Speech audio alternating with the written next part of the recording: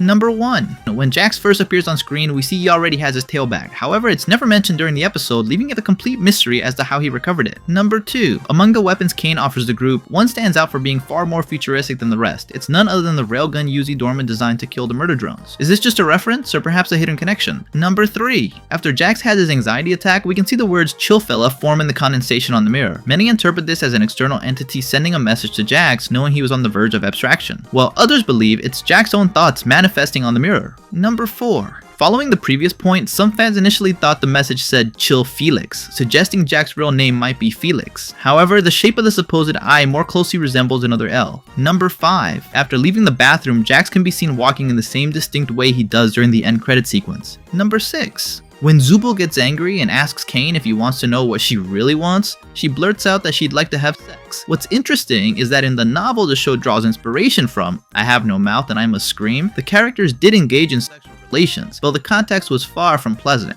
Number 7. In the original English version, the word sex was bleeped out. However, this censorship wasn't applied in many of the international dubs. Number 8.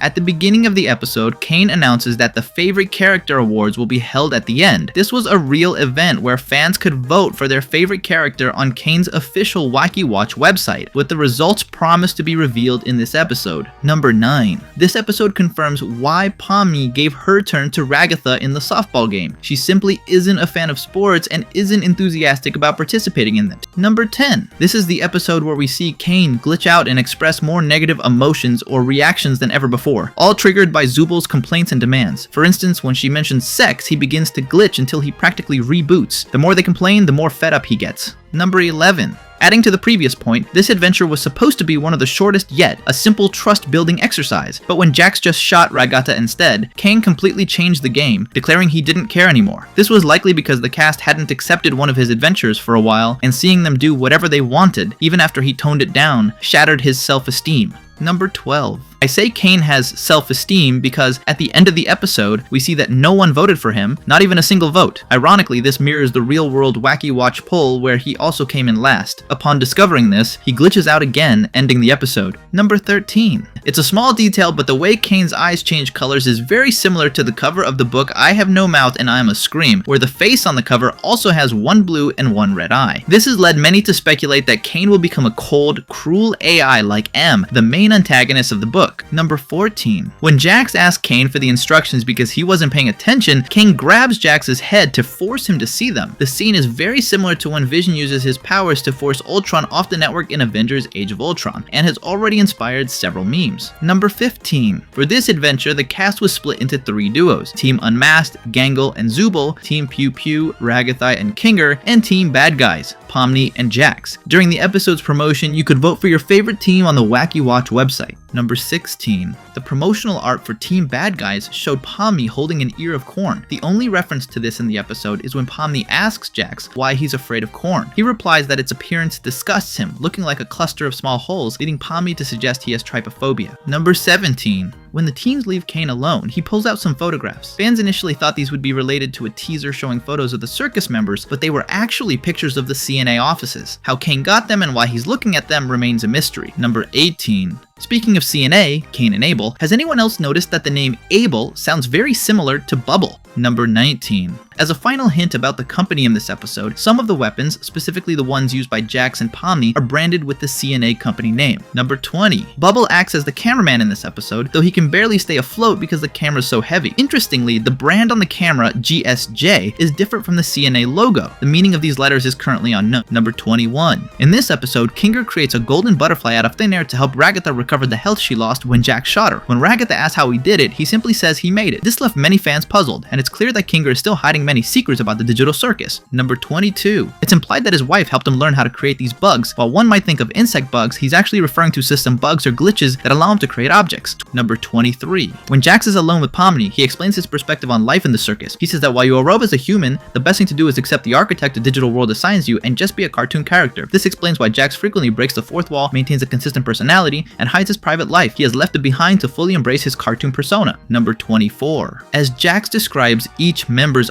archetype, we see the opposite side of them throughout the episode. He calls Ragatha the optimist, but her optimism is at an all-time low. He calls Gangle the sad one, but we see her wildest side. He calls Kinger the crazy one, but we again see his wise and conscious side. He calls Zubul the grouch, but she's very level-headed. And Jax describes himself as the funny one, yet in this episode, he nearly loses his sanity and almost abstracts. Number 25. Pomni agrees to adopt a cartoon archetype like Jax, taking on the role of the evil one, calling herself Pomni the Evil, not to be confused with Evil Pomni. This is ironic because following the logic of the previous point, she is anything but evil in this episode. Number 26. During Kinger's super ricochet attack, all the bullets end up hitting him. He was so OP that he decided to just take himself out. Number 27. As Ragatha vents her frustrations, she says she feels like she failed Pomni just as she failed Jax. This reveals a new side to their story, suggesting there was a time when Jax and Ragatha got along better. For some reason, perhaps because of what happened with an abstracted character named Kaufmo, Jax decided to distance himself from and even hate Ragatha. It's speculated this relates to his line about "I love you" losing its meaning if said too often, hinting he grew tired of what he perceived as Ragatha's insincerity. Number 28. As the conversation continues, Kinger mentions that he used to hate himself for things he felt responsible for, causing him to lose everything. This line could be interpreted in many ways, with the cruelest being that he feels guilty for his wife's abstraction. He adds that his perspective changed completely when Ragatha arrived at the circus. Number 29. When Zubul talks to Gangle, Gangle asks, "How do you love a part of yourself that makes you worse than everyone else?" Zubul replies, "Because that part is real, and all that matters is that you love yourself for who you are, even if it doesn't make sense." This is interesting because in previous episodes, we've seen Zubul feel uncomfortable with their body, constantly searching for the right parts. It seems their perspective may have shifted. Number 30. When Pomni headshots Gangle, her comedy mask breaks. However, the tragedy mask underneath appears completely different, now looking much more cheerful in contrast to its previous design. Number 31. As Zubul hides in her room to gear up, Jax and Pomni start singing Daisy Bell. Zubul mentioned earlier that Caine strangely sings this song to her when she's in her room, so they do it just to annoy her. Number 32. The shot of Zubul holding 4 weapons looks a lot like a similar pose by Angel Dust from Hazbin Hotel, don't you think? Number 33. Pomni must have taken the being a cartoon character advice to heart, because she manages to completely disassemble Zubul and knock her down with a single bullet. Deadpool needed 12 bullets to take out all of Francis' goons. Pomni did it with 1. Number 34. When Ragatha places her finger over the muzzle of Jax's gun just before he fires, it triggers the classic cartoon effect, like in Looney Tunes. The barrel gets blocked and the explosion backfires, harming the user while leaving the other person completely unscathed.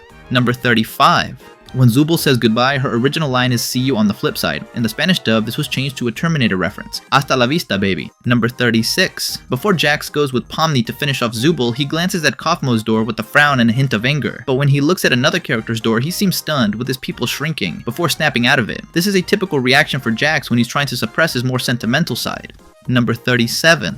When they win, Pomni excitedly hugs Jax, but he pushes her away the moment he realizes what's happening. Pomni seems to understand. After she turns away, Jax stares at his hand, almost in the same way he looked at the door earlier, as if he's unsure of his own actions. Number 38. In a Q&A, Gooseworks confirmed that Pomni dislikes physical contact, especially hugs. Knowing this makes the scene even more impactful. Number 39. In another Q&A, a fan asked when Jax last received the hug. Gooseworks replied, probably a very long time ago, which makes the rejection scene even more heartbreaking.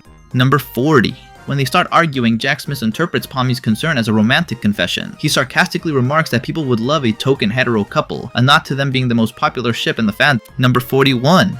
When Pomni asks Jax if he ever considered that his attitude might be causing others to abstract, he loses control. He retorts how could she blame him for something they all did to themselves. He says she has no right to an opinion since she didn't know them, and that for him, living with them was unbearable. This implies that as characters get closer to abstraction, they become erratic and difficult, and Jax is now heading down that same path. Number 42. Although Jax tries to push everyone away by cutting ties in the most painful ways possible, if you pay close attention to his expression, you can see he doesn't believe his own words. He's forcing himself to be inhuman so much that the truth slips out, especially when he resorts to swearing, which is uncharacteristic for him. He doesn't want to be this way, but he's making it clear that what little humanity he had left is gone. Number 43. At the favorite character award ceremony, Jax sits apart from the others looking anxious and on the verge of tears. This is followed by the scene where he almost abstracts before managing to calm himself down. Immediately after, he looks in the mirror and tells himself, God, you're an asshole. He's aware of his actions but would rather pretend not to care than feel the pain of losing his only friend again, even if he was briefly open to letting Pomni fill that void. Number 44. Even though Pomni has every right to hate him, she still seems to feel some pity for him, leaving the door open for her to try and help him again. Honestly though, it might be better if Kinger has a talk with him. Number 45. On Twitter, Jax's voice actor Michael Kovich thanked fans for their praise of his performance. Gooseworks replied that it's incredible because his best stuff as the character hasn't even been shown yet, hinting that what's to come for Jax will be even more intense. Number 46. When the winner of the favorite character awards is announced, Caine mistakenly thinks that he won because he read the name as Me. The actual winner was Ming, an NPC Caine created as a punchline at the start of the episode. Ming then comes on stage and says Caine to Error made them both look ridiculous. Number 47.